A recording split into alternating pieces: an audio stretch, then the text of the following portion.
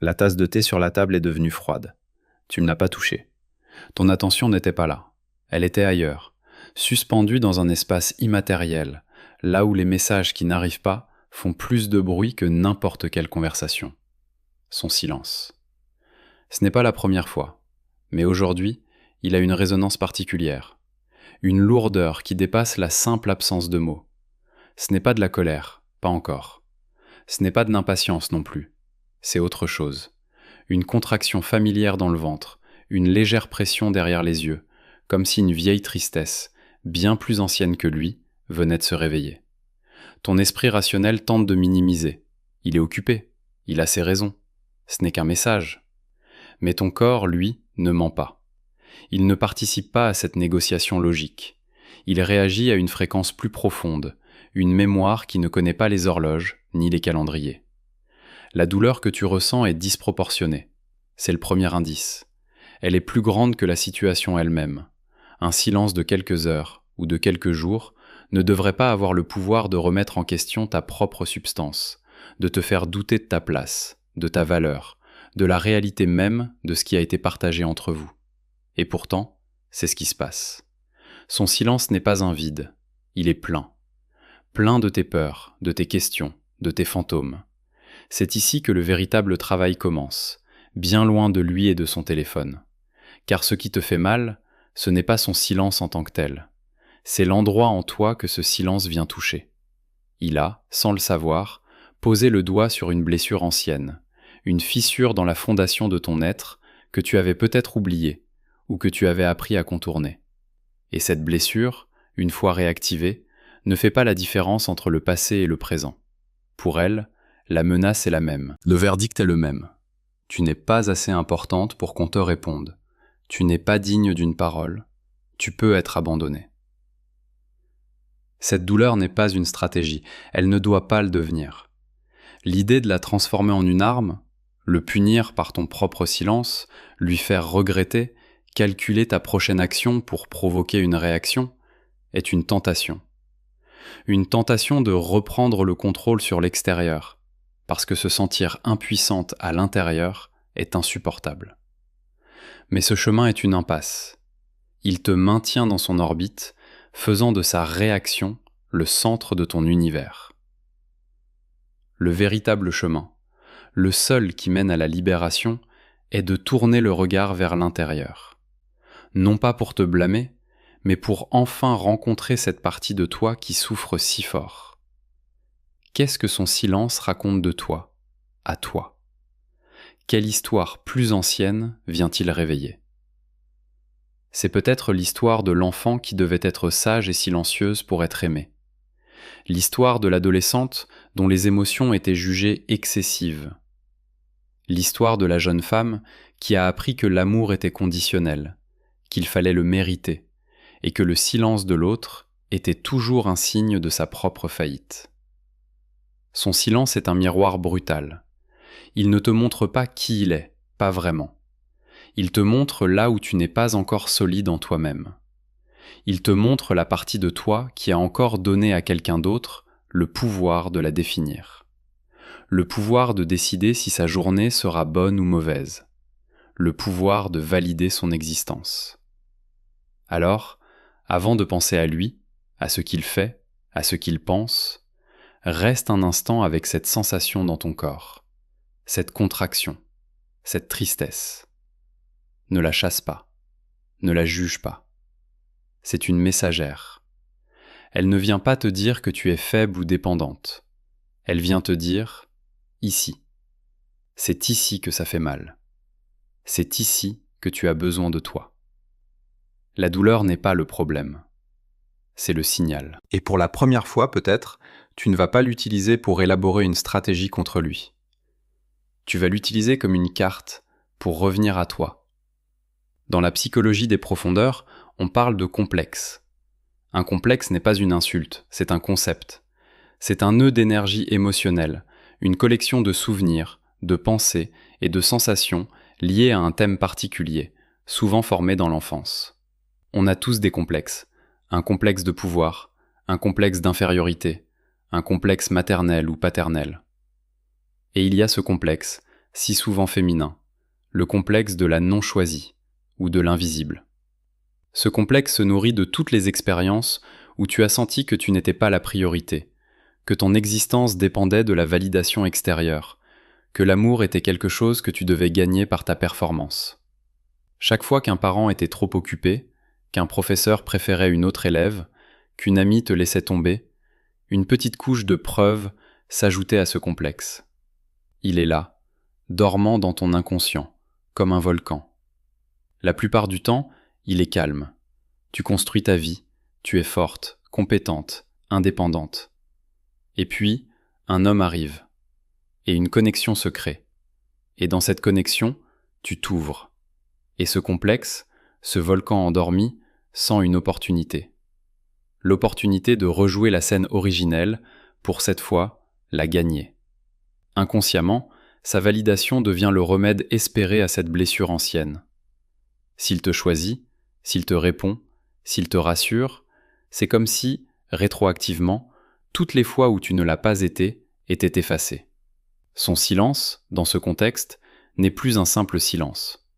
C'est une réplique sismique qui réveille le volcan. Le complexe s'empare de la situation et l'interprète avec sa propre logique archaïque. Tu vois, c'est encore en train de se produire. Tu n'es pas assez, tu vas être abandonné. La douleur que tu ressens n'est pas celle de la femme adulte de 2024 qui attend un message. C'est la douleur accumulée de la petite fille de 1995, de l'adolescente de 2005, de la jeune femme de 2015. Toutes ces versions de toi qui ont connu cette même sensation de vide et de remise en question. C'est pour cela que la douleur est si irrationnelle et si puissante. Tu ne te bats pas contre son silence. Tu te bats contre toute ton histoire de non-choix. Et c'est là que la tentation de la stratégie devient si forte.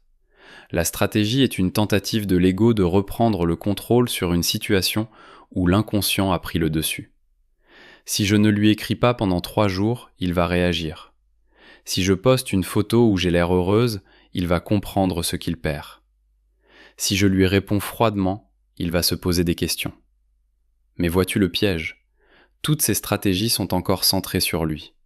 Elles sont des tentatives de manipuler sa réaction pour apaiser la douleur de ton complexe. C'est comme prendre un analgésique pour une fracture ouverte. Ça peut soulager temporairement la douleur, mais ça ne guérit pas l'os. Pire, ça te fait croire que la solution est à l'extérieur, que la clé de ta paix intérieure est dans sa poche. Le véritable acte de pouvoir n'est pas de le faire réagir, c'est de retirer à sa réaction le pouvoir de te définir. C'est de dire à cette partie blessée en toi, « Je te vois, je sais que tu as mal, mais cette fois, tu n'as pas besoin de sa réponse pour savoir que tu existes. Tu m'as, moi. Je ne t'abandonnerai pas. » Ce processus n'est pas une pensée unique, c'est une pratique. C'est, quand l'envie de vérifier son profil te submerge, poser le téléphone et poser ta main sur ton cœur, et respirer.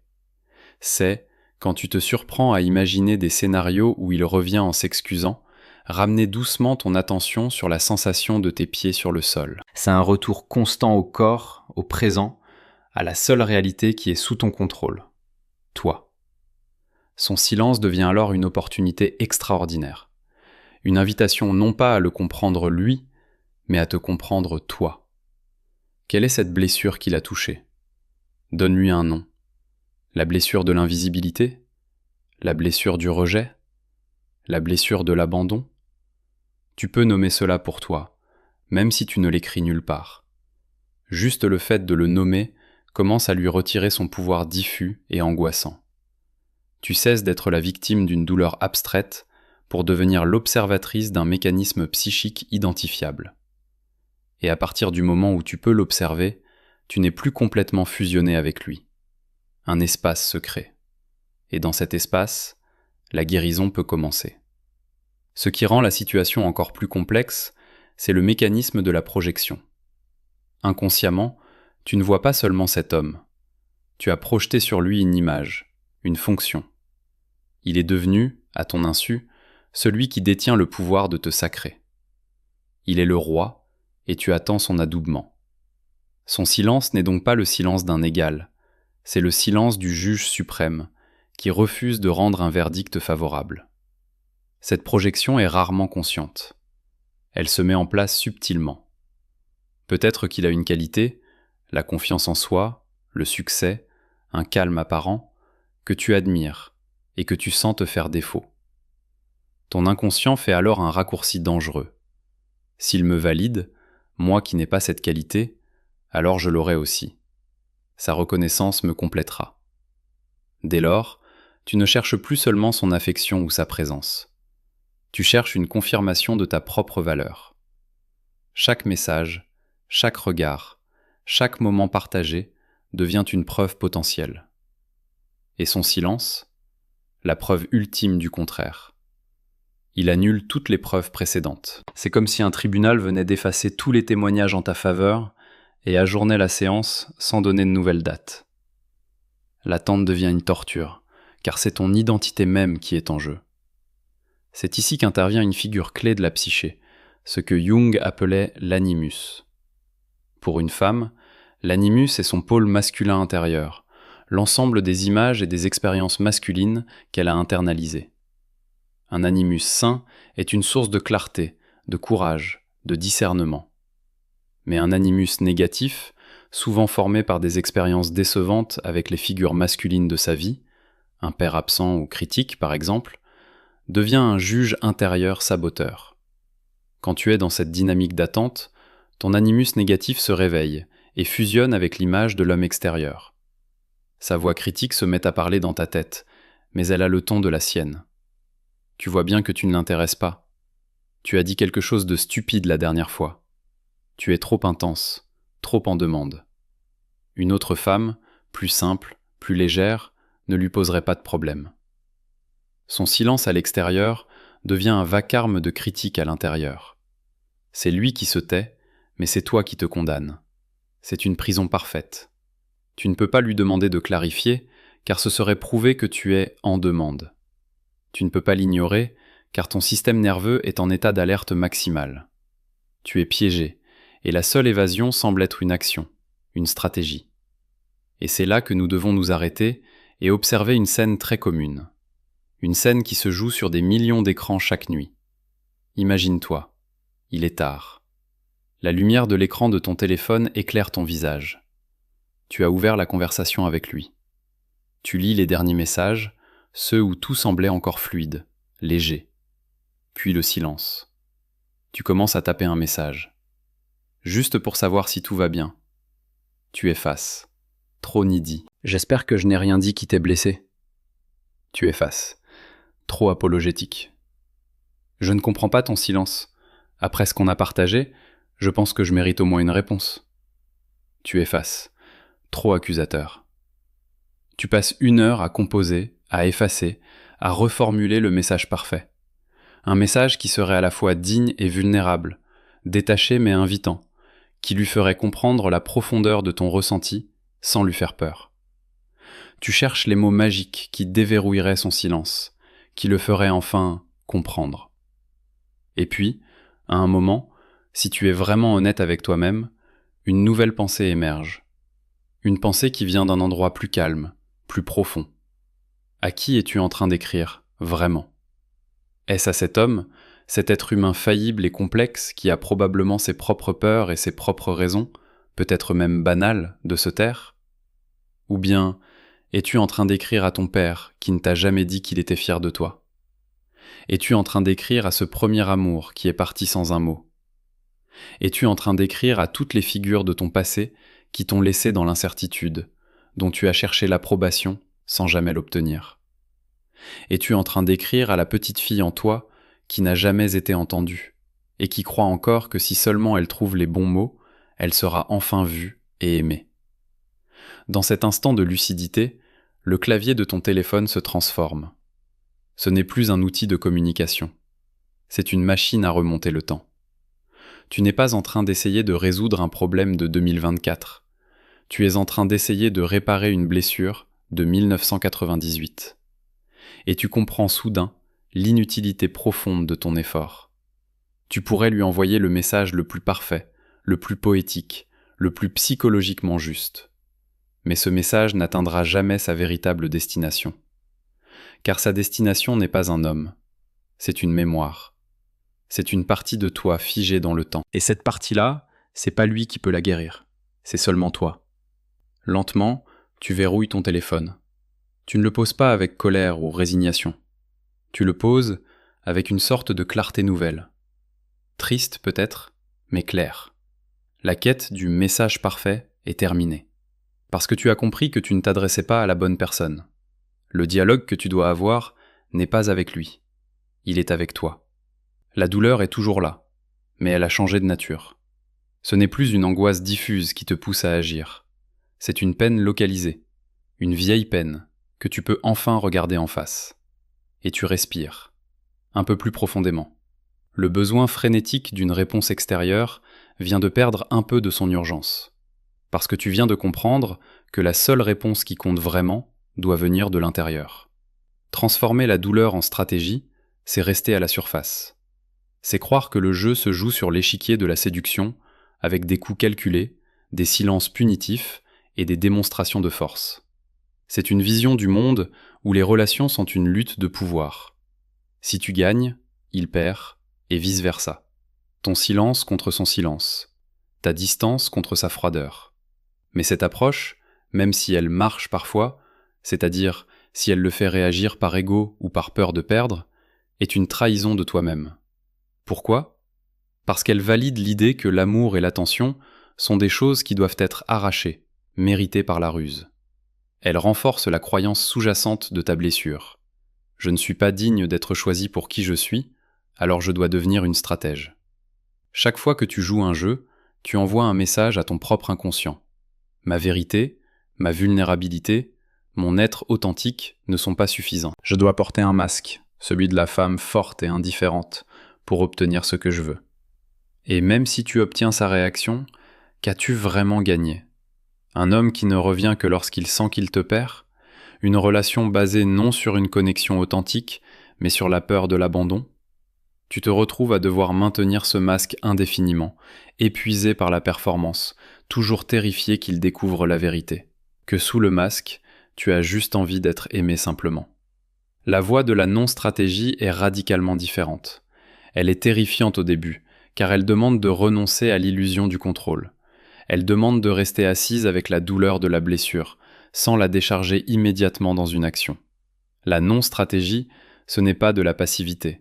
C'est un acte d'une puissance immense. C'est décider que ta paix intérieure est plus importante que sa réaction. C'est choisir de ne pas participer à un jeu où les règles sont floues et où le prix est ton estime de toi. Concrètement, que signifie ne pas transformer la douleur en stratégie ? Cela signifie que lorsque tu ressens la douleur de son silence, tu ne te demandes pas « qu'est-ce que je devrais faire pour qu'il me parle ?» Tu te demandes « de quoi cette partie de moi qui a mal a-t-elle besoin de ma part maintenant ?» La réponse n'est jamais d'envoyer un message passif-agressif. La réponse est souvent de la reconnaissance, de la douceur, d'être rassuré sur le fait qu'elle n'est pas seule. Alors tu te donnes ça. Tu prends un bain chaud, tu appelles une amie sûre, tu écris dans un journal non pas pour lui, mais pour toi. Tu sors marcher et tu te concentres sur le rythme de tes pas. Tu nourris la partie blessée, au lieu de la laisser affamer en attendant qu'il la nourrisse. Cela signifie que si tu décides de garder le silence, ce n'est pas un no-contact punitif. Ce n'est pas un silence qui crie « Regarde comme je suis forte et comme tu me manques ». C'est un silence qui est un espace de guérison pour toi. C'est un silence qui dit « Je retire mon énergie de l'attente et je la réinvestis en moi ». Mon silence n'est pas une arme contre toi. C'est un sanctuaire pour moi. La différence est subtile, mais elle change tout. Un silence stratégique est tendu, plein d'attente. Un silence de guérison est apaisant. Il te ramène à ta propre respiration. Si tu veux, laisse un mot qui n'est pas pour lui, mais pour toi. Un mot qui nomme ce que tu choisis à la place de la stratégie. Peut-être clarté, dignité ou respiration. Ce chemin demande du courage. Le courage de ne pas savoir. Le courage de laisser la situation être ce qu'elle est, sans essayer de la forcer. C'est dans ce lâcher-prise que quelque chose de nouveau peut émerger. Tu commences à sentir un nouveau centre de gravité en toi. Il n'est plus localisé dans son téléphone, dans sa réponse. Il descend, lentement, pour se réinstaller dans ton propre corps. Le corps, qui était un sismographe de son attention, commence à se souvenir qu'il a sa propre vie. Le sommeil, qui était peut-être agité, fragmenté par des réveils où tu vérifiais ton téléphone, commence à s'approfondir. Tu te réveilles un matin et tu réalises que ta première pensée n'a pas été pour lui. Tu as pensé au soleil qui filtrait à travers les rideaux ou à l'odeur du café. C'est une petite victoire, mais elle est immense. C'est le signe que ton système nerveux commence à comprendre qu'il n'est plus en état de siège. L'attente était un travail à plein temps, un travail invisible, non rémunéré, qui consommait une quantité phénoménale d'énergie. L'énergie de l'analyse, de l'interprétation, de l'anticipation, de l'espoir et de la déception. En cessant la stratégie, tu démissionnes de ce travail. Et soudain, tu as toute cette énergie qui te revient. Au début, c'est déroutant, c'est un vide. Mais ce vide est fertile. C'est l'espace où tu peux recommencer à planter les graines de tes propres désirs, de tes propres projets, de ta propre vie. La blessure ancienne n'a pas disparu, elle est encore là. Mais tu as cessé de la nourrir avec le drame du présent. Tu as cessé de la gratter en espérant qu'il vienne la penser. Tu apprends à la nettoyer toi-même, avec la compassion et la patience d'une adulte qui prend soin d'un enfant intérieur effrayé. Et la douleur, qui était un cri assourdissant, devient un murmure. Un murmure qui te rappelle d'être douce avec toi-même, mais qui ne dicte plus tes actions. C'est la différence entre être la douleur et avoir une douleur. Puis, inévitablement, vient l'épreuve. Le test arrive toujours au moment où tu commences à te sentir un peu plus stable. Au moment où le calme n'est plus un effort constant, mais un état qui commence à s'installer. Tu as passé des jours, peut-être des semaines, à ne plus organiser ta vie autour de son absence. Tu as retrouvé le goût de tes soirées, la concentration dans ton travail. Le silence est devenu ton allié, un espace pour toi. Et c'est là qu'il apparaît. Une notification sur ton écran verrouillé. Son prénom. Juste 2 mots. Comment ça va ? Le corps réagit avant la pensée. C'est une décharge électrique. Le cœur qui s'emballe, la chaleur qui monte aux joues, le souffle qui se coupe. L'ancienne machine à interpréter se remet en marche à pleine vitesse, comme un moteur qui tousse puis vrombit. Il pense à moi. Mon silence a marché. Il regrette. C'est le début de son retour. L'espoir, cette drogue puissante, inonde ton système. La vieille blessure qui s'était apaisée se réveille et crie « C'est notre chance, ne la gâche pas. Réponds vite, sois parfaite, sois celle qu'il veut. » C'est le moment le plus critique de tout le processus. Tout ce que tu as appris est mis à l'épreuve. L'ancienne toi aurait répondu dans la seconde, avec un message trop enthousiaste ou en essayant d'être faussement détachée. Elle aurait immédiatement redonné les clés de son état émotionnel à cet homme qui n'a offert que 2 mots vagues. Mais la nouvelle toi, elle fait une pause. Elle ne se précipite pas. Elle observe le chaos à l'intérieur d'elle-même. Elle sent son cœur battre. Elle sent l'espoir fou. Elle sent la peur de mal faire. Elle observe tout cela comme on regarde un orage de l'intérieur d'une maison solide. Elle ne se laisse pas emporter. Elle pose le téléphone, elle va dans la cuisine se servir un verre d'eau. Elle sent l'eau fraîche couler dans sa gorge. Elle sent ses pieds sur le carrelage froid. Elle ramène son attention dans la pièce, dans son corps. Elle respire. 1 fois, 2 fois, lentement. Puis elle se pose la seule question qui vaille, une question qui n'est pas pour lui, mais pour elle. Qu'est-ce que ce message change, fondamentalement ? A-t-il apporté de la clarté ? Non. A-t-il pris la responsabilité de son silence ? Non. A-t-il proposé une conversation honnête ? Non. A-t-il montré une quelconque conscience de l'impact de son comportement ? Non. Il a juste lancé une ligne dans l'eau pour voir si le poisson mordait encore. C'est peut-être de la curiosité, de la solitude, de l'ennui, un pic d'ego. Ce n'est peut-être même pas malveillant. Mais ce n'est pas un pas mature vers une connexion claire. C'est un test de ton accès. Il vérifie si la porte est toujours ouverte. Et c'est à toi de décider si tu veux la rouvrir en grand sur la base d'une simple tape ou si tu attends que quelqu'un frappe poliment et dise pourquoi il est là. Ce n'est pas un jeu de pouvoir. Ce n'est pas le faire attendre pour le punir. C'est un acte de profond respect de soi. C'est honorer le travail que tu as fait. C'est protéger cette paix fragile que tu as mis tant d'efforts à construire. C'est dire à la petite fille en toi, non. Nous ne nous précipitons plus dehors au premier appel. Nous nous assurons d'abord que c'est sûr. Alors, tu attends. Tu laisses l'orage émotionnel passer. Cela peut prendre 1 heure ou une demi-journée. Tu attends que ton système nerveux se calme. Tu attends de pouvoir répondre non pas depuis la blessure qui crie « choisis-moi », mais depuis ton centre d'adulte qui dit « je me choisis d'abord ». Ta réponse, si tu choisis d'en donner une, sera différente. Elle ne sera pas une invitation désespérée. Elle sera peut-être un simple et calme « je vais bien, merci. J'espère que toi aussi ». Une réponse polie, fermée, qui ne pose pas de questions en retour, qui ne cherche pas à relancer la conversation. Une réponse qui dit « je suis courtoise, mais mon espace émotionnel n'est plus en libre service ». Ou peut-être que ta réponse sera le silence.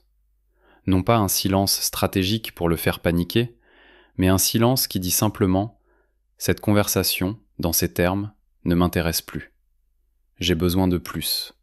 J'ai besoin de clarté. Et je ne me contenterai plus de miettes. » Quelle que soit ta décision, elle vient d'un lieu de force, pas de peur. Et c'est toute la différence. Tu as réussi l'épreuve. Non pas parce que tu as gagné un point contre lui, mais parce que tu n'as pas perdu le contact avec toi-même. Après un tel test, même réussi, il y a souvent un contre-coup, une vague de doute. La voix de l'ancien schéma qui revient murmurer à ton oreille, une fois l'adrénaline retombée. Tu as été trop dur. C'était peut-être une vraie tentative de sa part et tu l'as rejetée. Tu vas finir seule si tu es si exigeante. Et s'il ne réessaye plus jamais? Cette voix est celle de la peur de la blessure originelle, qui craint la solitude plus que tout. Elle confond familiarité et sécurité. La dynamique d'attente et d'incertitude avec lui était douloureuse, mais elle était familière. Le calme, la clarté, l'autosuffisance, c'est un territoire nouveau, et donc potentiellement effrayant. Ici, la maturité consiste à ne pas se battre contre cette voix, mais à l'accueillir avec compassion. Je t'entends. Je comprends que tu aies peur. C'est normal d'avoir peur de l'inconnu. Mais tu ne la laisses pas reprendre le volant. Tu la rassures, comme une mère rassure un enfant inquiet. Mais nous sommes en sécurité. Choisir sa paix n'est pas une punition, c'est un cadeau. Et nous ne reviendrons pas en arrière. C'est un dialogue constant. La guérison n'est pas une ligne droite, c'est une spirale. Tu repasseras peut-être par des endroits similaires, mais à chaque fois, un peu plus haut, avec un peu plus de conscience. Tu sentiras encore des pincements de l'ancienne douleur, mais ils ne te déstabiliseront plus de la même manière. Tu les reconnaîtras pour ce qu'ils sont, des échos du passé, pas des prophéties sur ton avenir. Et le silence de l'autre, il change de signification. Il cesse d'être une arme pointée sur toi. Il devient une simple information. Une information sur sa capacité ou son incapacité à communiquer, sur sa disponibilité émotionnelle, sur sa maturité. C'est une information qui t'aide à prendre des décisions pour toi, mais ce n'est plus une sentence sur qui tu es. Tu commences à faire la différence cruciale entre « il ne me choisit pas, donc je ne suis pas digne d'être choisi » et « il ne me choisit pas, donc il n'est pas pour moi ». La première affirmation est un verdict sur ta valeur. La seconde est une simple observation de compatibilité. La douleur qui t'a amené ici, cette douleur disproportionnée face à son silence, n'a pas été vaine. Elle n'a pas été transformée en une stratégie mesquine pour le récupérer. Elle a été alchimiée. Elle a été le carburant d'une transformation profonde. Elle t'a forcé à plonger à l'intérieur de toi et à trouver des ressources que tu ne savais pas que tu possédais. Elle t'a appris à devenir ta propre source de validation, ton propre port d'attache. Aujourd'hui, Peut-être que la tasse de thé sur la table est encore froide, mais tu la remarques. Tu la prends dans tes mains, tu sens sa froideur, et tu décides d'aller t'en préparer une autre, chaude. Non pas parce que tu attends qu'un message vienne la réchauffer, mais parce que tu as décidé que tu méritais quelque chose de chaud et de réconfortant, juste pour toi. Et dans ce simple geste, il y a toute la révolution. Ta vie n'attend plus son signal pour continuer, elle a déjà recommencé.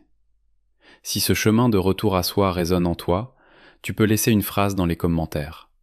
Pas pour lui, mais comme un point d'ancrage pour toi. Une phrase qui scelle cette nouvelle position. Peut-être, mon silence est un sanctuaire, pas une arme. Ou, je ne vis plus devant une porte qu'il n'ouvre pas. Ou simplement, ma valeur n'est pas négociable. C'est un geste pour toi, pour marquer ce moment où tu as décidé de ne plus faire de ta blessure une stratégie, mais d'en faire le début de ta propre libération.